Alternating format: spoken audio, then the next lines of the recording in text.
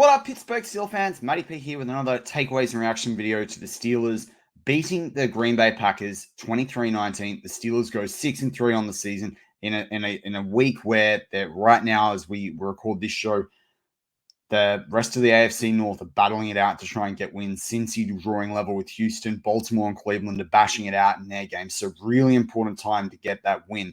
So let's crack into my 6 takeaways for this week. Number 1, Steelers just can't seem to put together a fourth quarter game in terms of everything looking flourishing throughout the 4 quarters. Now, that could be harsh criticism. They get another win, but there are lapses in defense, the lapses on the third and longs. The passing game didn't necessarily fully complement the run game. It was what it was. But as Marky D said, my co-host on all these shows, in his live stream and live chat, ultimately, the Steelers are getting wins, and that's what counts. That's how you make it to the playoffs. So you can't begrudge them that. But definitely, it's not easy to watch. It's still stressful if you're a Steeler fan, no doubt about it. But I wanted to that one of those key parts of that first takeaway is definitely around the Steelers starting fast. So it was a big criticism going into the bye, coming out of the bye. Steelers starting slow. Started this game 2 out of 2 drives, touchdown. Started this game 3 out of 3 drives with points with the field goal. And this is what I mean in terms of not putting necessarily 4 quarters of full play together. Then we went punt, and the half. So 3 out of 5 drives in the first half was scoring. That's all you can ask for. Well, you can ask for 5 out of 5, but 3 is better than 2. 3 is better than none, which is we've seen in some games. But then they come out and they go punt, field goal, punt, field goal, punt again.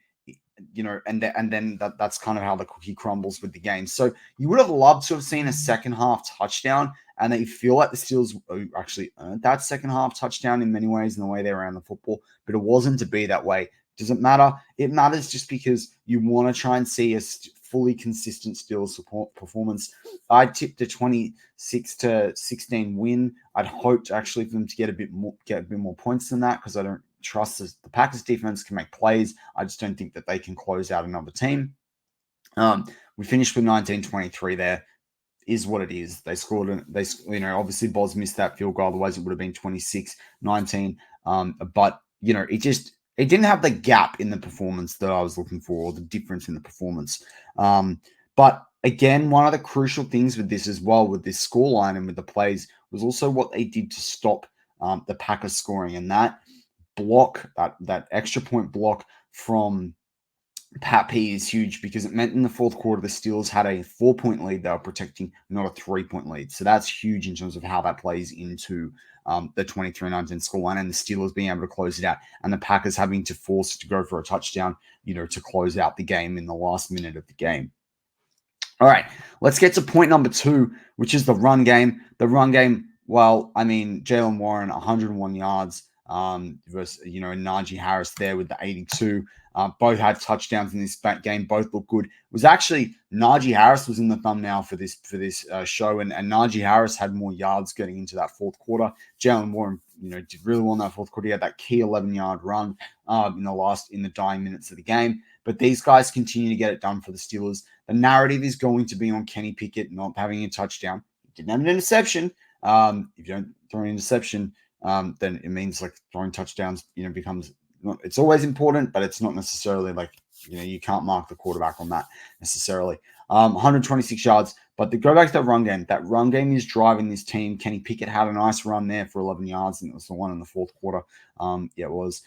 So the Steelers don't finish with 400 yards. I don't think anyone can expect that. They do finish with 324 yards. Not bad there. But that run game also is really important, because you looked at time of possession there, and it was pretty much, it just fell into the Steelers' hands, 30 seconds. It would have been a lot less had the Steelers not had that run game in the mix. So I think that's really, really key for Steel fans to remember, is it's not just the yardage you see from the run game, where, again, to over 200 yards last week, they had over 168. Now you get over 200, but it's the time of possession that is involved there in terms of taking the ball away from the opposition and soaking up that clock. All right, let's look at point number 3. I'll take one number 3. Went before, depending on how you want to look at it with the Pat P move, but is around the Pittsburgh defense. So obviously we know Cole Holcomb wasn't playing this week. Minka was out as well. Quan went down early. Meant that different guys had to step up. Really, Neal, Watt, Roberts particularly more in stopping the run. Keanu Neal definitely stepped up with that interception. He ran back for 30 yards. TJ Watt was the only player with a sack in this game. There were 5 tackles for a loss as well from these guys. So a little bit less on previous weeks, and it's going to be a problem if Quan's injured.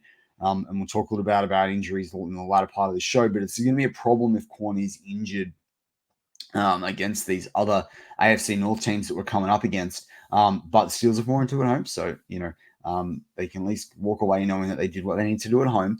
But Benton was another guy I wanted to call out. He had 6 tackles total. He had a quarterback hit as well, which is not shown on here. Kazi had a pick as well in this game. So, definitely from the perspective of the Steelers defense showing up, they did well in using their safeties, but it's going to be interesting to see where they go from here because the defensive splash plays weren't necessarily there as much as they were in previous weeks as well. All right, moving on to point number 4, and that is the penalties. Last week, the Steelers had 5 penalties in that first quarter alone. I think they had 6 overall in the game. They managed to clean it up.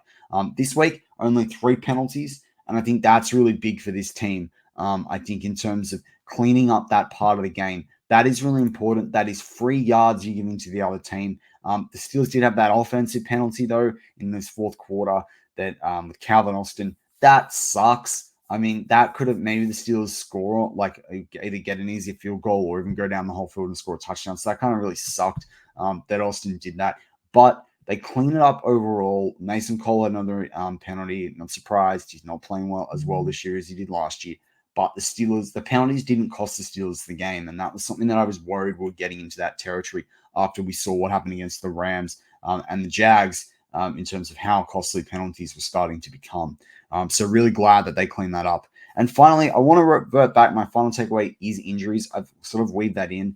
But injuries are going to be pretty key in terms of this team staying, in winning, continuing to win games. The fact that you've got Minka out, Pat Free moved out, maybe Quan out, Holcomb's gone for the year.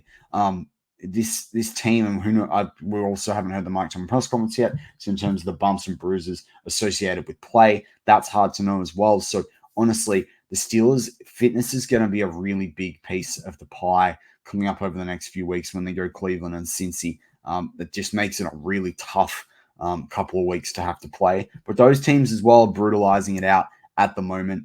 So it'll be interesting to see how the Steelers, as I say, we're going to close this out.